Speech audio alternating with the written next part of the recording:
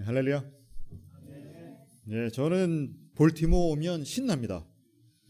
왜냐하면 볼티모어에는 렉싱턴 마켓이 있고 거기에 가면 전복 크랩 케이크가 있기 때문입니다. 항상 볼티모어 올 때마다 렉싱턴 마켓 주차장에 차를 대놓고 이제 그 유명한 가게 있잖아요. 가게 가서 또 전복 크랩 케이크를 먹으면서 야, 역시 이 맛이지 하는 그런 기분을 느끼거든요.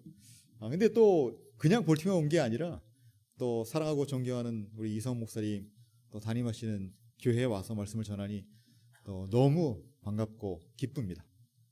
사실 저를 처음 보지 않으신 분이 있을 수 있습니다. 제가 유명해서가 아니고 제가 한 8년인가 9년 전에 한 번 와서 말씀을 전한 적이 있습니다. 그때 얼굴 까맣고 조금 이빨밖에 안 보이던 목사님이 있었다 그러면 그게 아마 저일 겁니다. 그때 전하고 오래간만에 뵙게 되니까 더 반갑습니다. 저는 96년에 미국에 유학을 왔다가 웨스트민스터에서 공부를 조금 오래 했습니다. 남들보다 조금 오래 해서 19년 동안 공부를 하고 박사학위를 간신히 받고 한국에 가서 이제 합동신학대학원 대학교에서 구약을 가르치고 있습니다. 제가 한국에서 이제 살면서 주말이 되면 사실 넷플릭스를 많이 봅니다. 아직 가족이 제가 이제 필라델피아에 두고 온 상황이었기 때문에 또 주말이 되면 또 시간이 좀 많잖아요. 그러니까 연구한 시간을 빼면 사실은 뭐 편안하게 쉴 때는 넷플릭스를 보는데 2021년 추석 때 제가 봤던 한국 드라마가 와 정말 너무너무 인상 깊었습니다. 바로 오징어 게임이었습니다.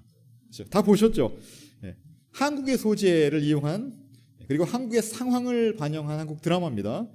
근데 전 세계적으로 1위 시청률을 기록했고 미국에서도 이 드라마도 유행하고 드라마에서 나온 놀이도 많이 유행했던 적이 있습니다. 아마 기억하는 분들이 많이 계시겠죠. 오징어 게임 어떤 겁니까? 바로 선을 철저히 지키는 게임입니다. 그렇죠? 그래서 금 밟으면 죽는 게임입니다. 오징어 게임에서는 이 원칙을 적용을 시켜서 각 게임에서 실패하는 사람은 그 자리에서 죽여버립니다. 그렇죠? 그래서 456명이 출전해서 게임을 시작하지만 실제로는 단 한 명만 살아남아서 상금을 받게 되는 것이고 나머지는 다 죽는 게임이죠. 근데 만약에 하나님께서 우리를 이렇게 대하신다면 어떨까요?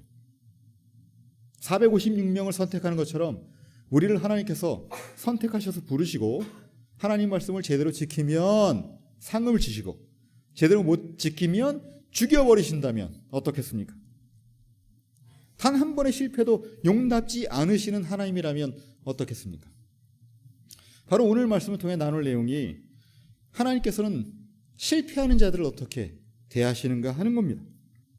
물론 히브리서 11장에서 본문에서 특별히 아벨의 제사를 다루면서 믿음의 제사였다라고 다루기 때문에 대부분 설교는 이제 이 본문에서는 아벨이 어떻게 믿음의 제사를 드렸는가, 우리가 어떻게 하면 그의 믿음을 본받을까 하는 내용이겠지만 저는 오늘 아벨보다는 조금 더 가인에게 초점을 맞춰서 말씀을 전하겠습니다.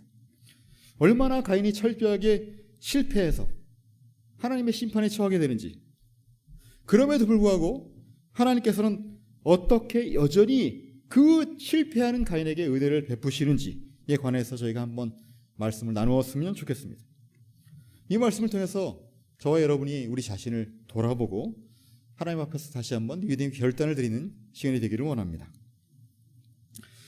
자, 가인은 아주 큰 사랑과 기대를 받고 태어난 아담과 하와의 맏아들이었습니다. 여러분 1절을 보시면요, 아담과 하와가 첫 아들을 갖게 되는데 하와는 그의 이름을 얻다 또는 소유하다를 의미하는 가인이라고 짓습니다. 그리고 내가 여호와로 말미암아 아들을 얻었다라고 말하죠. 이 가인의 출생은 아담과 하와에게는 너무너무 감격적인 순간이었습니다. 그렇죠? 그냥 단순히 세계에서 맨 처음 태어난 아들이다, 내가 세계 최초로 이제 출산을 했다, 그런 의미뿐이 아니고 그렇죠? 여러 가지 의미가 동반되어 있기 때문입니다. 가인을 낳는 과정에서 하와는 죽을 고생을 했을 거예요. 그렇죠? 왜냐하면 죄로 말미암아 출산이 고통이 됐거든요. 그러나 하와가 여호와로 말미암아 아들을 낳았다고 고백하는 것처럼 하나님께서는 그 과정을 무사히 지키셔서 아들을 낳도록 도우셨고, 하와는 이로 말미암아 아마 감격했을 것입니다.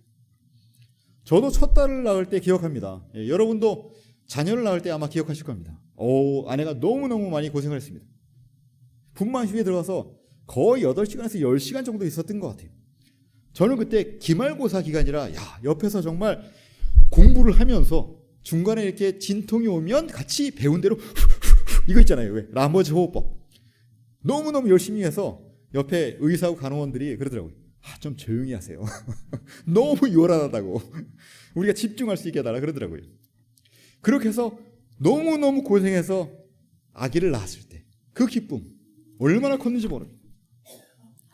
근데 가인의 출생은 이렇게 고생해서 낳았던 그 감격뿐 아니라 다른 2가지 의미가 더 있을 것입니다. 첫째로 하나는 하나님께서 창조 때 주신 명령 있잖아요. 생육하고 번성하여 땅에 충만하라, 땅을 정복하라는 명령이 있어요. 그런데 이 명령이 어떻게 가능하게 됩니까? 바로 아들 낳음을 통해서 이제 가능하게 된 것이잖아요. 물론 비록 불순종으로 말미암아 낙원에서 쫓겨났습니다. 그래서 고생하며 살아야 되지만 여전히 하나님께서 주신 땅을 정복하고 번성하는 그 명령을 수행할 수 있게 된 것이죠. 2번째로요. 창세기 3장 15절에 흔히 원시복음이라고 말하는 것이 있습니다. 그게 뭐냐면 하와를 속인 뱀을 이제 하나님께서 철저하게 짓밟으시리라 하는 약속이 있다는 거죠.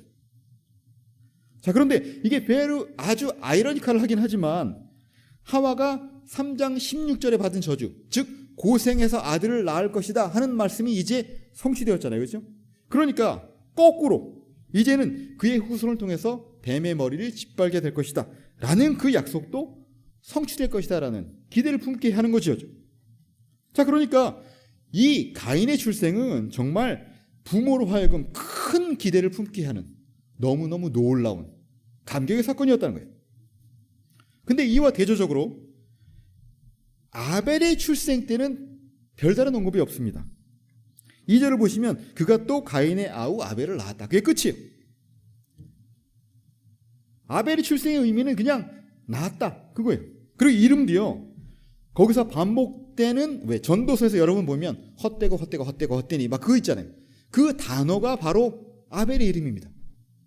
그러니까 그냥 아벨의 이름은 튼 감격도 없고 인생이 얼마나 무생한가, 뭐 헛된가, 뭐 그런 의미를 띠고 있는 별 다르지 않은 그런 출생이었다는 거죠. 가인은 출생 때만 복된 아들이 아니었습니다. 그가 성장해서 농사를 지었을 때도 하나님께서는 그에게 땅의 열매들, 즉 곡식과 과일을 풍성하게 주셨어요.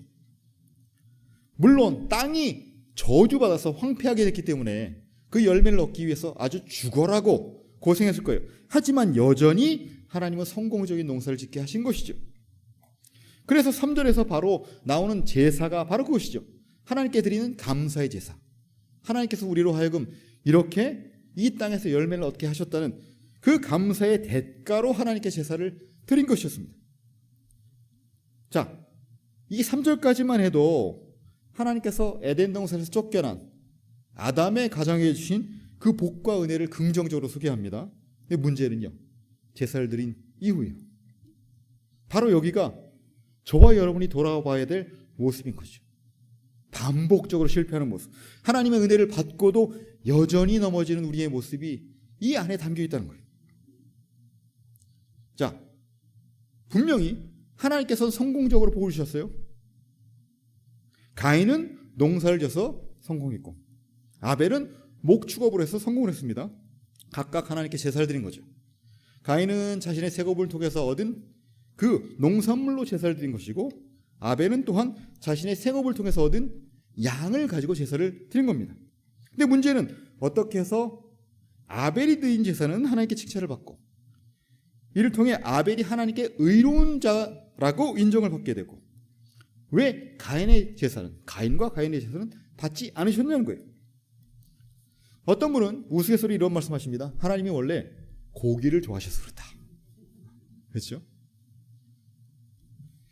근데 레위기의 제사법을 보면 동물의 피를 드리는 제사, 곡식을 드리는 제사나 다 하나님께서 기뻐 받으시는 제사법이라는 거죠. 더군다나 아벨의 제사를 보면 동물의 피에 대한 언급도 없습니다. 그렇죠. 결국 가인과 아벨이 드린 제사, 그렇죠? 그 제물의 종류 때문에 하나님께서 그들을 받으셨다는 게 아닌 거죠. 기준이 뭐냐면 곡식과 과일을 드렸냐 아니면 짐승을 드렸냐가 아니라 어떤 마음으로, 어떤 자세로 하나님께 예물을 드렸냐, 그게 중요했다는 거예요. 저는 추석 때에 제사상을 경험해 본 적이 한 번도 없습니다.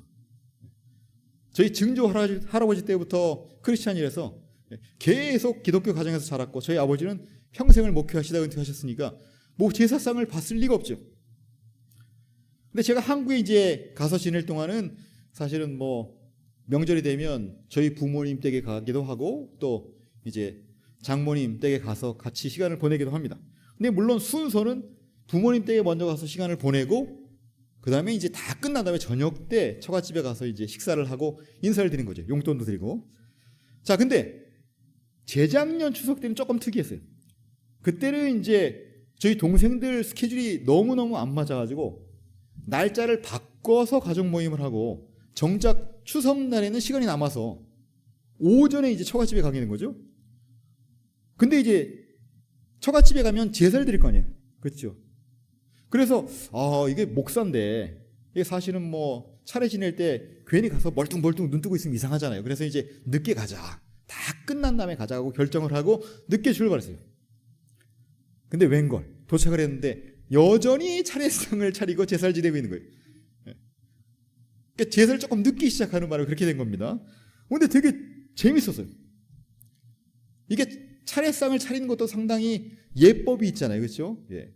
뭐 생선 머리는 어느 쪽에 두고 뭐는 어떻게 하고 과일은 어떻게 배치하고 색깔은 어떻게 하고 다 예법이 있어요. 근데 제사를 드리는 형태도 재밌더라고요. 손이 처남이 이제 이 제사를 지내는데 이게 음식이 쭉 있잖아요. 근데 상을 젓가락으로 똑똑 이렇게 두드린 다음에 그런 다음에 그 각 음식 위에 젓가락을 놓는 거예요. 그러니까 이게 조상님 여기 음식 있어요. 떡떡 하고 그 다음에 이거 드세요. 그리고 젓가락 얹어놓는 겁니다. 그렇게 하기를 반복하면서 중간중간에 반주로 술을 대신 마시는 거죠. 이야, 정말 이게 아직 예수 믿지 않는 우리 처갓집 가족 보면서 제가 안타깝기도 했지만 너무너무 인상적이었어요. 야, 정말 최선을 다하는구나. 물론 뭐 조상님이 직접 와서 음식을 드신다고 생각하지는 않지만 그래도 그 제사를 드리는 그 정성이 참 대단하더라고요. 그런데 아벨이 드린 제사는 보면요, 하나님께, 살아계신 하나님께 정말 마음과 정성을 다하는 것이었습니다. 4절을 보시면 아벨의 제사는 구별함이 있었다는 거예요. 그렇죠? 그냥 양을 드린 게 아니고요, 양의 첫 새끼를 구별해서 드렸고요, 더군다나 그 양의 기름진 부분을 하나님께 드렸습니다. 이게 율법을 받기 전이니까 율법의 조항을 알아서 드렸겠습니까? 그건 아니죠. 그렇죠? 아벨이 생각할 때 무엇이 하나님께서 기뻐하는 것일까를 고민해서 가장 좋은 것, 가장 최선의 것, 가장 좋은 부위를 하나님께 드린 것일 것입니다. 어떻게 하면 하나님께서 기뻐하실까를 고민했다는 거예요. 그 마음으로 양을 고르고 그 마음으로 고기 중 가장 좋은 부위를 골라서 하나님께 드렸다는 거예요. 물론 가인도 하나님께서 주신 소산에 감사하면서 제사를 드리긴 했지만 하나님께 고민하며 정성스럽게 드렸다는 흔적이 없습니다. 가인은 그저 땅의 열매 중 일부를 드린 것뿐입니다. 이 가인의 제사가 정성스럽지 않았다는 흔적은 어디서 발견되냐면 하나님께서 가인의 제사를 받지 않으셨을 때 그가 보인 반응에서도 발견할 수 있어요. 5절에 보니까 가인이 몹시 분해서 안색이 변했다 라고 되어 있습니다. 원어로 보면 얼굴 낯이 떨어졌다 뭐 이렇게 되어 있습니다. 그러니까 고개를 팍 숙이고 완전히 울그락부르락 이렇게 된 거죠. 이야, 진짜 이게 뭐야 도대체. 분명히 하나님께서 주신 그 축복, 땅의 소산에 대한 감사와 감격으로 드린 제사인데 하나님께서 받지 않으시니까 하나님께 분노했다는 거예요. 6절에 보니까 하나님께서는 그 반응이 도저히 있을 수 없는 것이다 라고 지적하시죠. 내가 분하여 함은 어찌 됨이냐, 안색이 변함은 어찌 됨이냐. 내가 선을 행하면, 다시 말해서 바르게 행했다면 어찌 낯을 들지 못하겠느냐, 이렇게 말씀하시는 거예요. 다시 말해서 하나님은 가인이 드린 제사가 바른 것이 아니었다라고 지적하는 거죠. 하나님께 낯을 들 만한 당당한 것이 아니었다고 평가하는 겁니다. 자, 가인이 이미 실패했죠. 하나님께 드릴 제사를 정성스럽게 드리지 못했고, 하나님께 드린 제사를 실패했을 때 하나님께 회개하지 못했어요. 그렇죠? 오히려 분노했습니다. 그런데 거기서 그치지 않아요. 또 다른 실패가 또 찾아옵니다. 그 원망과 불평이 이제는 어디로 향하느냐? 유일한 동생 아벨에 향합니다. 그래서 아벨을 죽여버리는 거죠. 6절에서 7절에 저희가 보았던 그 세 개의 질문은 하나님께서 몰라서 가인에게 물어보시는 질문이 아니죠. 이 질문은 수사적 질문이죠. 그러니까 답을 다 알고 그를 꾸짖는 질문입니다. 그래서 가인으로 하여금 회개하라, 내 자신을 돌아보라고 하는 말씀이에요. 특별히 세 번째 질문, 내가 선을 행하면 또는 바르게 행하면 어찌 낯을 들지 못하겠느냐 라고 하는 것은 하나님 앞에서 내 삶을 돌아보고 다시 한번 하나님 앞에 올바로 서면 그의 재물이 용납될 것이다 라고 기회를 다시 주시는 거예요. 그런데 거기에 대해서 가인은 한마디도 하나님께 대꾸하지 않습니다. 9절 이하를 보시면 가인이 과묵한 스타일이라서 그런 게 아니에요. 그렇죠? 가인은 하나님께 분노를 가지고 하나님께 반항하고 있는 겁니다.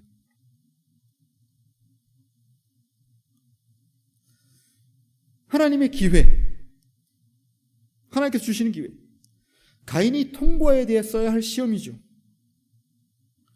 7절 하반절 보시면 선을 행하지 아니하면 죄가 문에 엎드러져 있다. 죄가 너를 원하나 너는 죄를 다스릴 것이다. 이런 말씀이 있어요. 여기서 죄가 문에 엎드러져 있다는 말은 그냥 죄가 문에 기대서 그냥 엎어져서 쉬고 있다는 말이 아닙니다. 마치 사자가 문 뒤에 잔뜩 웅크리고 있다가 먹이를 덮칠 준비를 하는 것처럼 그렇게 항상 준비되어 있다는 거예요. 죄가 너를 원한다는 말도요, 마치 발전기의 짐승이 짝을 찾는 것처럼 애타게 구애한다는 말입니다. 그러니까 내가 올바로 하나님께 정신 차리고 서 있지 않으면 항상 죄가 너를 덮칠 준비가 되어 있다. 죄가 너를 간절히 원한다. 이런 말씀을 하는 거죠. 자, 이런 죄의 엄청난 위협과 유혹 앞에서 가인은 죄를 다스려야 하지요. 더 이상 자신의 죄악된 감정에 휘둘리지 말아야 됐습니다. 그런데 이 요구는 불가능한 요구가 아니에요. 왜? 선악과를 따먹은 아담과 하와의 아들이잖아요. 선악과를 따먹었다. 선악과는 무슨 열매입니까? 선과 악을 구별하게 하는 열매예요. 그러니까 선과 악을 구별하는 능력이 이미 있다는 것을 전제한 상태에서 주시는 말씀이죠. 그런데 가인은 또 이 시험도 통과하지 못하죠. 마치 하나님의 경고를 듣고도 실패했던 그의 부모들처럼 하나님의 엄중한 경고를 듣고도 가인은 분노와 원망으로 동생을 죽이는 겁니다. 하나님께 회개해야 될 순간에 입을 꾹 다물고 있던 가인이 입을 열죠. 8절에 보면 가인이 그의 아우 아벨에게 말했다. 그렇죠. 그런데 한글 성경에는 빠져 있어요. 그런데 여러분 만약 개역개정의 4번 관주를 보시면 고대 역본들에 의하면 우리가 들로 나가자가 있다. 이런 말이 있습니다. 그러니까 지금 이제 개역개정이 다시 지금 개정 작업 중에 있는데 아마도 이게 들어갈 수 있습니다. 지금 영어 성경 보면 뭐 RSV, NIV, NLT 이런 성경에 다 이게 있어요. 그러니까 이게 있을 가능성이 훨씬 많은 거죠. 원본에. 이 성경 번역은 저희가 성경의 원본을 갖고 있지 않고 사본들만 갖고 있기 때문에 사본들을 비교하면서 원본이 무엇일까를 찾아가는 그런 이제 연구입니다. 근데 이제 한글 성경에는 아직 반영이 안 되는데 아마 이게 반영이 될 거예요. 어떤 말이냐면 가인이 그의 아우 아벨에게 뭐라고 얘기하냐면 우리가 들로 나가자. 이렇게 얘기했다고 저희가 생각할 수 있는 거죠. 그러니까 하나님의 경고를 듣고 화가 났어요. 실패했어요. 회개하지 않았어요. 불순종했어요. 그리고 이제는 그 분을 못 참고 이제는 동생을 끌고 나가서 하나뿐인 그의 아내를 아우를 들러 끌고 나가서 살해하게 되는 거죠. 하나님께 향한 그 분노를 이제 동생에 쏟아부어서 그를 때려 죽이는 겁니다. 거기서 끝납니까? 그러지 않아요. 또 실패. 아벨을 죽이고도 하나님의 질문에 회개하지 않고 여전히 완악하게 반응합니다. 자, 가인이 아벨을 죽인 후에 하나님이 나타나시죠. 그래서 가인에게 물어보세요. 내 아우 아벨이 어디 있느냐? 어떤 질문이 떠오르십니까? 아담과 하와가 불순종한 다음에 하나님께서 나타나셔서 주신 질문, 내가 어디 있느냐? 질문과 비슷하죠. 그런데 자신의 잘못을 순순히 고백하기보다는 아내를 탓했던 아버지처럼, 뱀을 탓했던 어머니처럼 이 가인도 자신의 잘못을 고백하지 않고 핑계를 댑니다. 오히려 거짓말하죠. 내가 알지 못합니다. 내가 내 아우를 지키는 자입니까? 하나뿐인 친동생을 살해한 것도 모자라서 이제는 하나님을 속이려 들고 여전히 하나님께 분노하고 있다는 거예요. 자, 한번 생각해 보세요. 가인은 하나님께서 기대하시는 바른 제사를 드리지 못했습니다. 가인은 그를 꾸짖으시고 회개 기회를 주시는 하나님 앞에 회개하지 않고 분노와 원망을 품었습니다. 가인은 죄를 다스리라는 경고를 듣고도 여전히 죄에 굴복해서 동생 아벨을 쳐 죽였습니다. 가인은 아벨을 죽인 죄에 대한 고백을 기대하시는 하나님을 속이려 들기까지 했습니다. 가인의 실패는 끝도 없이 반복됩니다. 실패가 또 다른 실패를 낳고 죄가 또 다른 죄를 낳는다는 거예요. 여러분, 가인의 반복되는 실패를 보면서 어떤 생각이 드십니까? 어리석다고 생각하십니까? 한심하다고 느껴지십니까? 혹시 저와 여러분의 얘기는 아닐까요?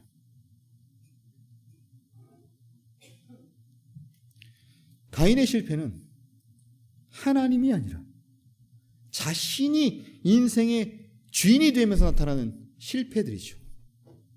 나의 주장, 나의 생각, 나의 만족, 내가 받는 인정, 그것이 중심이 되다 보니까 하나님의 경고도, 하나님의 회개의 기회조차도, 하나님의 은혜도 다 거부하는 패역한 모습의 결과를 낳게 되는 것이죠. 하나님께서 기뻐하시는 제사가 어떤 것인지 고민하고 최선을 다하지 않고 하나님께 예배드리는 모습만 갖추는 거잖아요. 자신의 제사를 받지 않으신 하나님 앞에서 내가 인정받지 못했다는 그런 감정이 지금 앞서는 거잖아요. 죄를 다스리라는 경고를 듣고도 여전히 분노와 질투에 사로잡히니까 거기에 자기 자신을 내어 줘버리는 거잖아요. 그러니 아우를 죽여놓고도 하나님을 두려워하지 않고 여전히 자신의 죄악을 정당화하는 거죠. 이런 모습이 저희 모습 가운데 나타난다는 거예요. 이토록 패역한 가인에게 어떤 대가가 합당합니까? 아니, 우리가 여전히 가인처럼 실패를 반복하는 백성이라면 하나님께서 우리를 어떻게 대하셔야 마땅하시겠습니까? 오징어 게임처럼 You're out? 그렇게 하면 어떻게 되겠어요? 우리가 하나님의 백성이라고, 하나님의 자녀라고 불릴 만한 자격이 있냐는 거예요. 구원받은 이후에 우리의 삶의 모습을 돌아보면 그런 모습에 합당하게 살아가고 있느냐는 것이죠.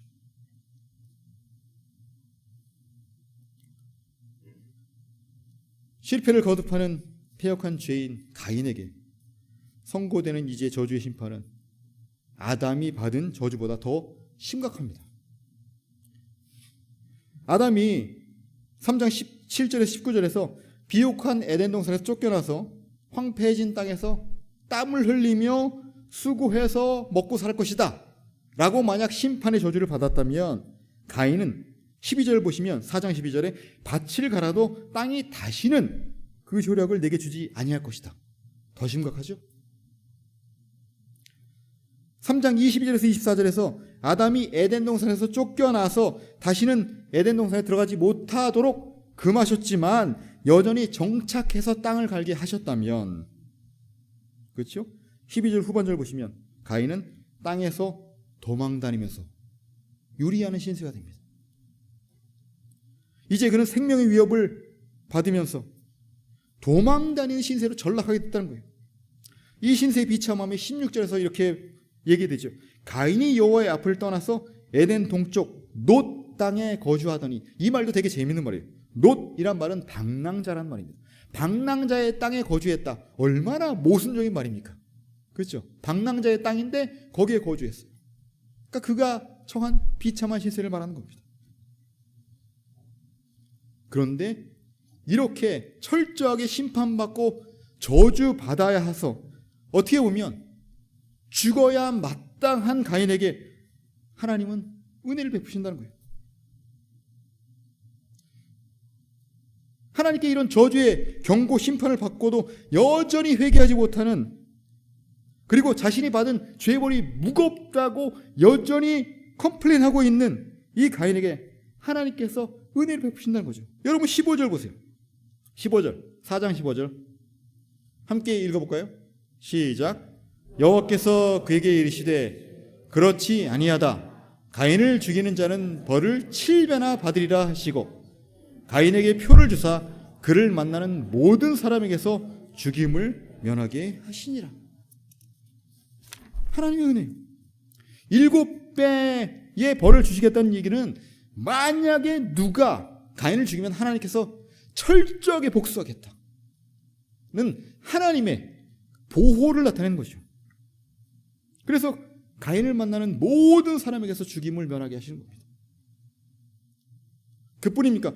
16절 이해를 보시면 가인은 놋 땅에 이제 거주하게 되죠. 생명을 보존하게 됐습니다. 그뿐이 아니에요. 이렇게 저주받아 죽을 수밖에 없는 죄인인데도 불구하고 놋 땅이지만, 방랑자의 땅이지만 거주하게 되면서 자손을 낳게 돼요.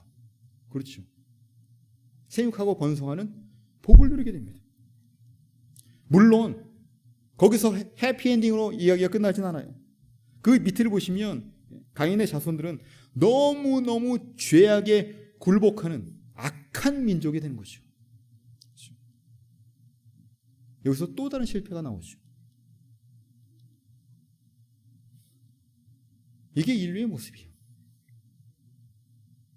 인간을 그대로 내버려두면 인간은 암담한 죄악에, 그 완악함에 사로잡혀서 계속 넘어지고 실패하고 저주 가운데 멸망할 수밖에 없는 것입니다. 그런데 가인의 실패에도 불구하고 더욱 환히 빛나는 은혜의 클라이막스가 25절, 26절에서 나오잖아요.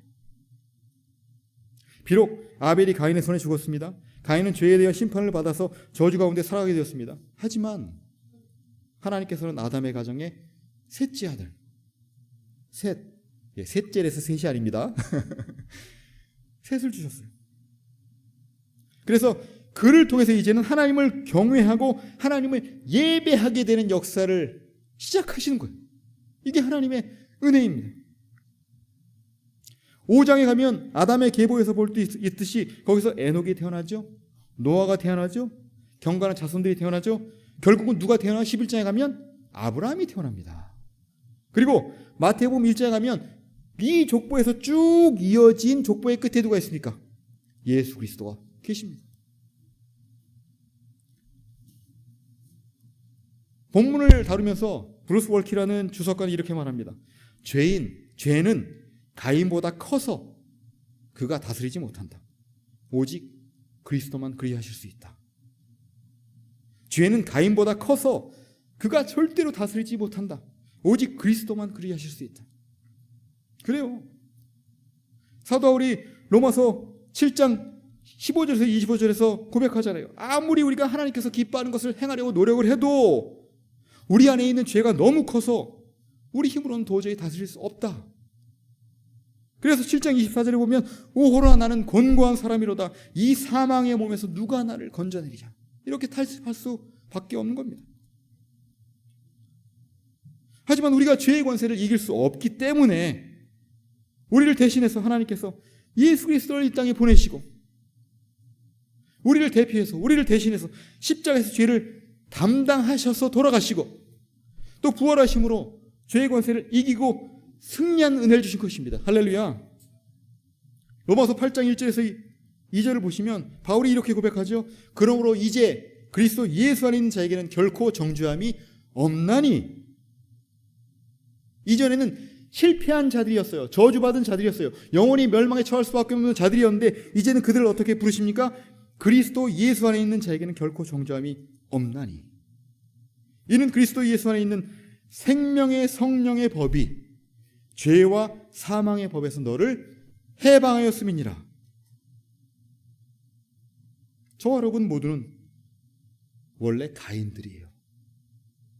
우리 모두는 죄와 저주로 말미암아 영원한 형벌에 처할 가인의 후손들이에요. 우리 스스로는 가인처럼 반복해서 실패하고 하나님 앞에서 쫓겨나서 방랑해야 하는 그런 인생을 살아가야 하는 그런 저주받은 사람들이에요. 그런데 하나님께서는 우리가 이해할 수 없는 놀라운 계획과 은혜 가운데 우리를 그리스도 안에서 의로운 아벨로 여기셨어요. 그리고 경건한 셋의 후손으로 인정하신 것입니다. 여러분 이 은혜 앞에 어떻게 반응하시겠습니까? 우리는 종종 하나님께 무엇인가 큰 헌신을 드리면 하나님께서 기뻐하실까라고 생각을 하죠. 하지만 하나님께서는 아벨이 드린 제사처럼 가진 것 중에서 가장 최선의 것을 구별해 드린 것을 기뻐하십니다. 예수님께서는 성전 헌금기에 많은 돈을 넣는 부자들을 칭찬하지 않으셨고요. 부끄러워하는 모습을 가지고 혹시 남들이 보지 않을까 눈치 보면서 엽전 두 잎을 드린 과부를 칭찬하셨습니다. 많이 가져서가 아니라 넉넉해서가 아니라 성공해서가 아니라 비록 우리가 서 있는 자리가 보잘것없고 우리가 처해 있는 환경이 어렵다고 할지라도 어떻게 해서든지 하나님께 최선을 드리는 우리의 마음을 하나님께서는 사한 제사로 기뻐 받으실 줄 믿습니다. 2011년 8월 말, 그렇죠. 12년 딱 요맘때 미국 동부를 특급 허리케인 아이린이 강타했습니다. 여러분 아마 기억하실 분들이 많이 계실 거예요. 아이린, 와, 끔찍했습니다. 경제적으로는 아마 70억 불 정도, 한국 돈으로 따지면 한 8조 정도 되죠. 그 정도의 피해를 입혔고 사망자만 47명이었습니다. 그때 저는 이제 뉴욕에 있는 한 교회의 부목사로 섬기고 있었습니다. 근데 뉴욕에서는 주일날 허리케인이 찾아왔습니다. 그래서 이제 많은 교회들이 건물을 봉쇄를 하고 성도들에게 가정 예배를 드릴 것을 권고를 했죠. 제가 섬기던 교회도 마찬가지였습니다. 성도들에게 안전하게 가정에서 예배를 드릴 것을 알리고 교역장들께 이제 예배 드릴 그런 자료들을 이제 각 가정에 나눠드리도록 했고 또 직접 전화도 다 돌리고 이제 대부분 이제 가정에서 예배 드릴 걸 기대하고 있었죠. 근데 제가 깜짝 놀랐던 게 뭐냐면 토요일 저녁이 됐는데 집에 가지 않고 교회 이곳저곳에 남아서 잠자리를 청하는 분이 있었어요. 어떤 분들은 본당에 이 의자에서 그냥 자기 그 이불도 아니죠, 그렇죠? 예, 그냥 겉옷을 이렇게 덮고 주무시는 분도 있었고, 어떤 분들은 기도실에서 주무시는 분도 있었고. 그 왜 남아 계시나 했더니 참 이유가 그거예요. 야, 이 교회 건물이 낡아서 허리케인이 치고 나면 교회 곳곳에 물이 셀 텐데 청소해야지. 그러고 남으신다는 거예요. 어떤 분들은 교회 교육자들이 계신데 주일날 아침에 또 예배 드리고 나서 식사를 못 하실 텐데 우리가 그분들 위해서 식사 준비하자. 그리고 권사님들도 몇 분이 남으시고요. 그렇죠? 그래가지고 처음에는 다 가정에서 예배 드리세요 하다가 이분들이 남아 계시니까 이제 그러면 저희가 주일 예배를 드리겠다. 어떻게 해서든지 어떻게 드릴까 고민하다가 그러면 교육권에서 이제 작은 방에서 예배를 드리자. 이렇게 결정을 했습니다. 예배 시간이 다가왔어요. 허리케인이 이제 막 불기 시작했습니다. 근데 교인들이 예배당으로 오는 거예요. 성도들이 한 평소에 200명 정도 출석하시는데 그날 벌써 한 40명 정도 오시니까 이제 교육관 작은 방이 불가능하죠. 그래서 본당에서 예배를 드리자고 결정을 했습니다. 예배 한 20분이 남았는데 이제는 또 성가대 한 대여섯 분이 찾아와요. 저한테 찾아와서 목사님 우리가 성가대해야 되지 않을까요? 연습도 하나도 안 했는데 그렇죠. 그래가지고 그때 뭐 지휘자 반주자 다 이제 가정 예배를 드리고 있었으니까 제가 피아노를 좀 칩니다. 그렇게 안 생겼지만 그리고 이제 아내가 지휘를 하기로 하고 급하게 찬송 하나를 준비해서 성가대 됐어요. 야 진짜 듬성듬성 교인들이 여기저기 앉아서 예배를 드리는데 얼마나 감격적인지. 그렇죠. 물론 가정에서 예배 드리는 분들이 잘못됐다는 게 아닙니다. 그렇죠. 그분들도 정성으로 예배를 드셨겠지만 이 예배당에 남아서 있었던 분들, 예배 자리에 찾아와서 예배를 드려야지 하고 그 허리케인을 뚫고 오신 분들을 생각하면 하나님이 얼마나 기뻐 받으실까 그런 생각이 들더라고요. 여러분도 하나님께 산제사를 드리는 마음으로 이 자리에 나와서 예배 드리고 계신 줄 믿습니다. 말씀을 뵙겠습니다. 이제 오늘 8월 마지막 주일이죠. 아주 뜨거운 여름을 저희가 보냈습니다. 아마 곡식과 과일들은 이 뜨거운 햇빛에 건강하게 잘 성장을 했겠죠.